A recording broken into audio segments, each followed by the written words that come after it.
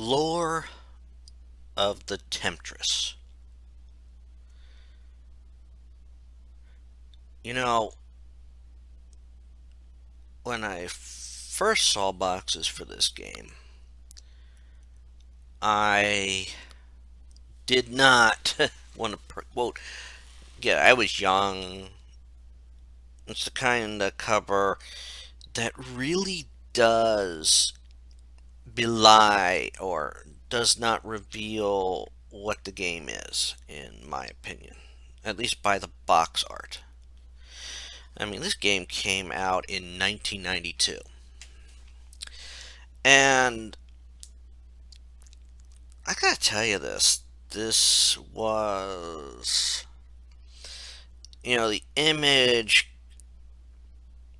is enticing,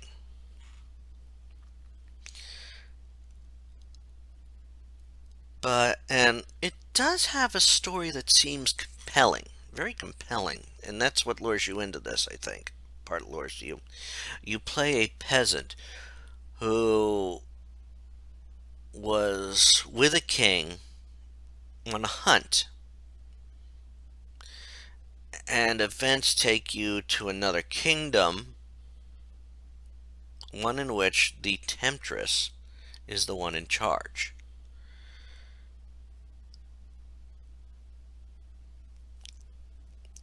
And additionally, everybody is killed except for you, and you're thrown in the dungeon. So your first task is, of course, to escape.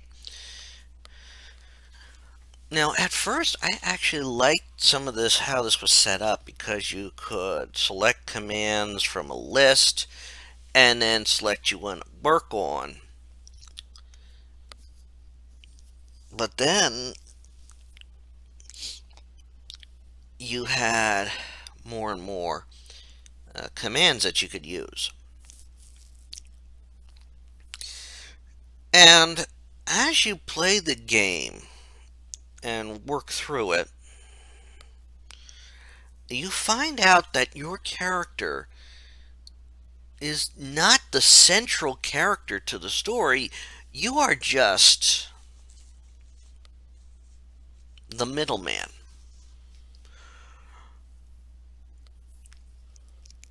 And each character that you interact with, they have some sort of interesting part of the story to tell.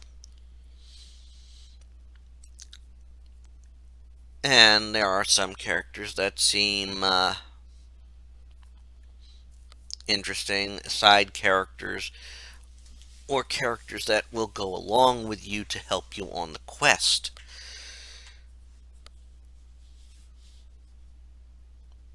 But, that command building structure is interesting. And some of it is frustrating because you have to utilize, in some cases, your memory and a little exploration. Because when you meet people, you don't necessarily catch their name at first.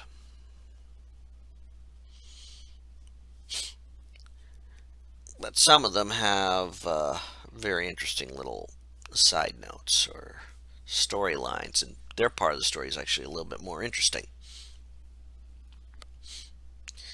I mean, you've got humans and the goons of the Enchantress in this community, and of course, they don't necessarily get along well unless you can offer something to the goons or have a service that the goons like. And they're not, I'm calling them goons, but they're not goons. They're some sort of creature. I forget what it is. However, one of the things that bugged me when I played this game was the collision mechanics. And I mean, you go to walk one direction and you turn around and like you're going to go off screen, but you turn around and come back because here comes somebody from off screen.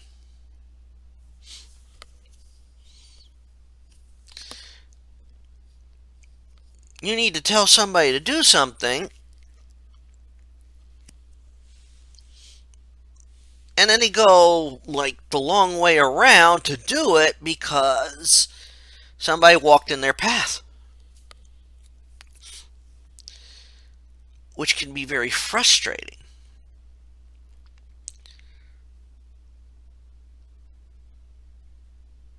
And certain events you need to do very quickly or relatively quickly. But you have a limited time to fill out the commands, especially when you got to tell somebody else to do something. And then if they can't do it right away because of collision mechanics, they forget what you're going to want to do them to do. I mean, it was frustrating. I was raging. I almost was raging a few times. I may have raged a few times playing this game. And well,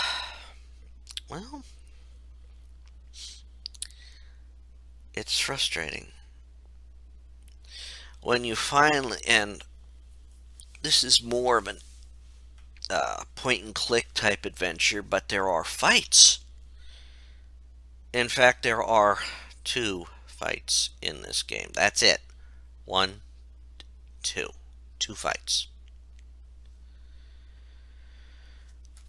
One once you enter a cave, and another when you're about to confront the Enchantress, or the Temptress.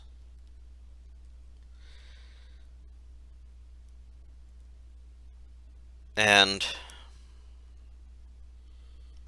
honestly, I would have expected more.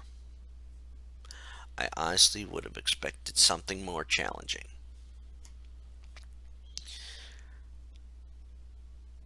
Maybe it was due to limitations at the time. I mean, I think this came out at a time just before CD-ROMs were becoming a big thing. Mostly, I think this was a floppy, on a floppy disk system, or you could install it into your hard drive. And I roll my eyes because once you have that second battle, it goes into the end sequence of the game. There's no quickly point and click and all that. And maybe they knew that would be frustrating by that time. But everything goes into automatic. You fight the Enchantress, which is all pre-scripted, which is very unsatisfying, as games with encounters like that are becoming, starting to get commonplace. I mean, in other games, once you get to like a point and click adventure, you have to do certain moves correctly to win the game. In this, you have none of that. It just acts out the end encounter. You don't fight it, it's just done for you. And the ending after that, and by the way, when you look at the box art, which you'll be seeing in this as I'm talking here, the box art sort of belays what the character looks like. In fact, it doesn't belay it. It just lies to you about what she looks like. And in a briefest moment before a transformation, she's, quote, in the buff, and then transforms into a beast, which you slay, and it's just boom, boom, boom, all rather quickly. Then you get the ending, in which your protagonist doesn't get the girl, has saved this town, and then just goes back home.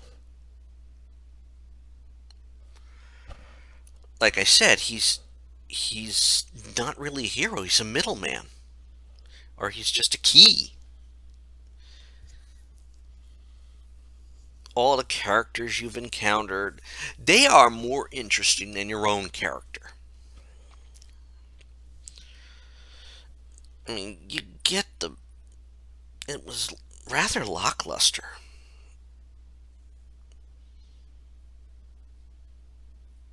And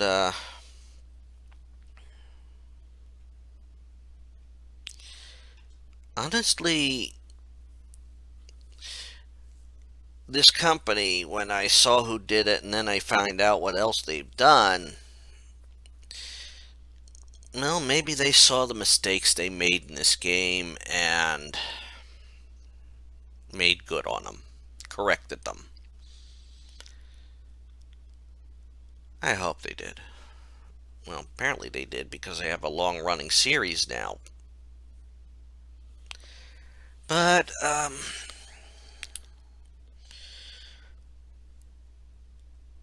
this game was definitely was worth way less than what people probably paid for it back in the 90s. Uh, to be honest, it's not even worth the price I got it for on GOG, and that was free. It's rare that I play a game that leaves me with regret for getting it. And probably, if I wasn't doing it for the channel, I wouldn't have even bothered completing it. I would have just tossed it, but I did. This is not the best. I mean, it's obviously got some one-ups on some of the really bad games that were released and produced. I mean, at least it's playable. It's frustrating, but it's playable. You can work your way to the end.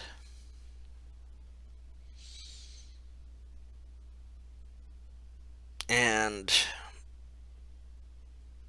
well, it's rather short. Would I play it again? Probably not. Unless I have a full memory loss and don't remember playing it before. Would I recommend it?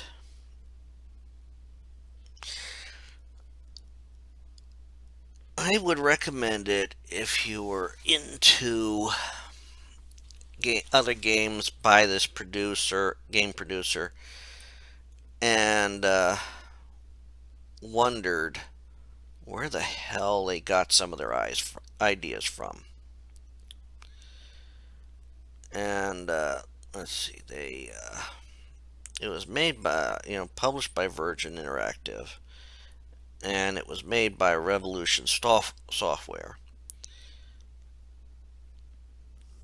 And honestly, I think if you want to play a game by this company that was much better, definitely go for Beneath the Steel Sky, which this company also produced, or go for the Broken Sword series. Because as you will tell, this is where they started. If you're a fan of the Broken Sword series, you want to see where this company got their start, play this game, and wonder how they got past it. Honestly, that's the honest to God truth. Maybe what they did was they heard from the people who bought the game who complained and said, we can fix this in the next release. Otherwise, maybe not get this. It's definitely the price for it currently free. Even that's too much. But It's a good price if you want to just see where this company got its roots. And, well, that's all else I can say on it. This is one of those rare games that looked promising at first and failed to live up to the promise. If you've listened to the end, thank you very much. Give the video a like if you would like. And check out some of the other retrospectives I've done, as well as some of the other games I've done and other stuff that's up on the channel. Until next time, this is Rich Kale here on YouTube, Rich Gen X elsewhere. Have a good day. Bye.